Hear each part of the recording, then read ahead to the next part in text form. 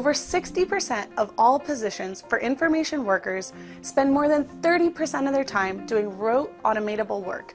Isn't it time for a change? Robotic process automation is revolutionizing the speed of business. Automating processes creates great economic benefits for companies. And even more importantly, they unburden employees from some of their most boring and time-consuming tasks. With 66% of companies planning on increasing RPA spend in 2020, jobs in robotic process automation are poised to explode as companies explore the efficiencies and savings that RPA provides. Now's the time to get ahead of the curve. Enroll in Udacity's RPA Developer Nanodegree program, made in partnership with UiPath to help automate everyday tasks.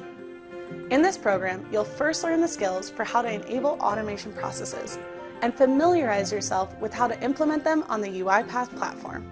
From there, you'll master specific automation techniques for the most commonly used applications, like Excel, emails, and PDFs.